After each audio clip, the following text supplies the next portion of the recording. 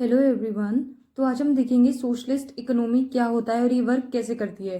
तो इससे पहली वीडियो में मैंने आपको बताया था कैपिटलिस्ट इकोनॉमी के बारे में। मैंने उसका लिंक डिस्क्रिप्शन बॉक्स में दिया है, आप वहां से चेक कर सकते हैं। तो कैपिटलिस्ट इकोनॉमी में हमने पढ़ा था कि जो मेजर डिसीजंस हैं डिमांड और सप्लाई के या मार्केट में, वो प्राइवेट फर्म्स लेती हैं। तो अब देखते हैं सोशलिस्ट इकोनॉमी में क्या अलग है।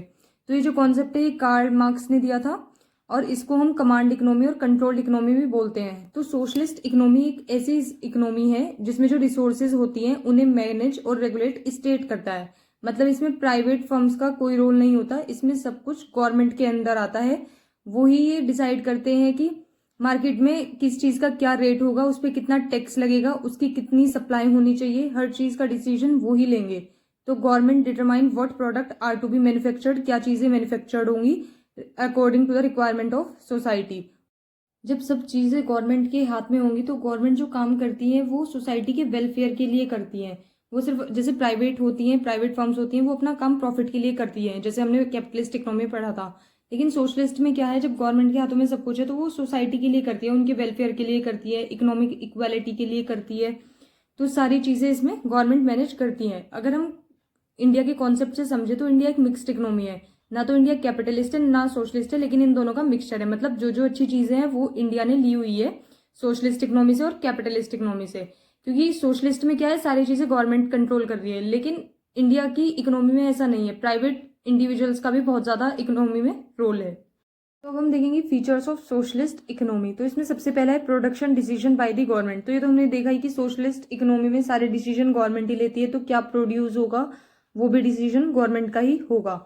और फिर है वेलफेयर ऑफ सोसाइटी। तो गवर्नमेंट सोसाइटी के वेलफेयर के लिए ही काम करती है, उन्हें अच्छे से सारी चीजों की सुविधाएं हो जाएं, कम पैसों में हो जाएं, तो वो सब गवर्नमेंट ही देखेगी। उसके बाद है इकोनॉमिक प्लानिंग। तो जब भी गवर्नमेंट कोई स्कीम या कुछ इंप्लीमेंट करती है तो एक प्लानिंग तो होनी चाहिए, या कोई प्रोजेक्ट है तो उसके लिए इकोनॉमिक प्लानिंग पहले जरूरी होती है। उसके बाद है इकोनॉमिक इक्वालिटी। तो गवर्नमेंट जो काम करती है वो इकोनॉमिक इक्वालिटी, मतलब सब में समानता है, इसीलिए काम करती है कि इक्वालिटी हो जाए। वो डिस्ट्रीब्यूट भी चीजें ऐसी करती हैं कि उससे इकोनॉमिक इक्वालिटी का कॉन्सेप्ट बना रहे। उसके बाद नेक्स्ट पॉइंट है no concept of private property. तो हमने कैपिटलिस्ट इकोनॉमी में देखा था कि प्राइवेट प्रॉपर्टी का कॉन्सेप्ट होता है, मतलब रेलवे हो चाहे बैंक हो या मार्केट में जितनी भी चीजें हैं वो सब प्राइवेट कंट्रोल करते थे, लेकिन इसमें ऐसा कुछ नहीं है। तो इसमें कोई कॉन्सेप्ट नहीं है प्राइवेट प्रॉपर्टी का। उसके बाद है लैक ऑफ कंपटीशन। तो ये तो है यहाँ पे कि कंपटीशन ज्यादा नहीं होता, क्योंकि सब कुछ गवर्नमेंट ही ऑन करती है, तो उनमें इतना कंपटीशन देखने के लिए नहीं मिलता। प्राइवेट तो नहीं होते कि आपस में कंपटीशन करेंगे किसी चीज की प्रोडक्शन को लेकर या क्वालिटी को लेकर, तो इसमें लैक ऑफ कंपटीशन रहेगा। उसके बाद अगर कंपटीशन नहीं होगा तो इनोवेशन भी ज्यादा नहीं होगा, क्योंकि इतना कोई मतलब नहीं होता, इकोनॉमिक ग्रोथ इतने अच्छे से नहीं हो पाती, तो इनोवेशन भी इसमें कमी रहेगा। उसके बाद है हायर एंड कीप पॉलिसी।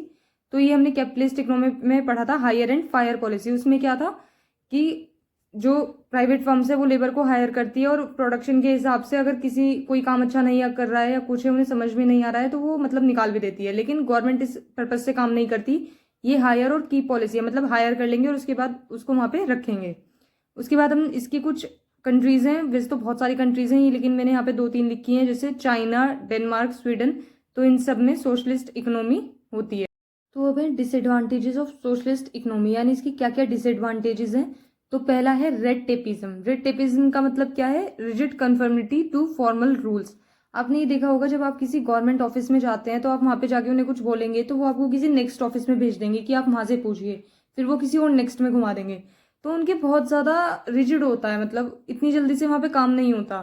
तो इसलिए इसको हम बोलते हैं red tapism, rigid conformity to formal rules. मतलब हमें रूल्स फॉलो करने पड़ेंगे बहुत ज्यादा कि अब यहाँ जाइए, और उसमें डिले होता रहता है हमारे काम में। उसके बाद सेकेंड है नेपोटिज्म। नेपोटिज्म इसमें कैसे होता है कि अगर कोई किसी घर से कोई इंसान अच्छी पोस्ट पे है गवर्नमेंट के यहाँ पे, तो उनके घर के या उनके रिश्तेदारों के काम बहुत जल्दी जल्दी होंगे, मतलब बहुत आराम से वो कर पा पाएंगे, लेकिन और कोई तो नहीं करा सकता। मतलब जो सोर्स कहते हैं हम उसका अच्छे से यूज कर पाते हैं ये लोग। उसके बाद है करप्शन। तो करप्शन तो होता ही है, चाहे कोई लीडर्स हो इसमें या कुछ भी हो, तो कुछ नई चीज आती है, प्रोजेक्ट आता है तो पहले ही बीच में बहुत ज्यादा करप्शन हो जाता है। उसके बाद हाई टैक्सेस भी एक डीमेरिट है सोशलिस्ट इकोनॉमी का। हाई टैक्सेस कैसे हैं, क्योंकि सब कुछ गवर्नमेंट के हाथ में होता है, वो ही सब डिसाइड करती है कि रेट क्या होगा, टैक्सेस क्या होगा। तो वो अगर ज्यादा टैक्स लगा दें तो फिर जो इंडिविजुअल हैं वो सेविंग कैसे करेंगे, या अपना खर्चा भी कभी कभी वो पूरा नहीं उठा पाएंगे। तो हाई टैक्सेस भी इसमें एक डीमेरिट है। उसके बाद डज नॉट एनकरेज इनोवेशन, तो ये तो हमने अभी देखा भी था कि इनोवेशन का इसमें ज़्यादा काम नहीं होता, क्योंकि वो लोग ही सोसाइटी के लिए काम करते हैं, तो उसमें उन्हें इनोवेशन से इतना कोई मतलब नहीं होता है, बस इकोनॉमी चलती रहनी चाहिए, इस हिसाब से वो काम करते हैं। स्लो इकोनॉमिक ग्रोथ, और जब इनोवेशन नहीं होगा, कंपटीशन नहीं होगा इकोनॉमी में, तो उसकी ग्रोथ कैसी होगी, स्लो होगी।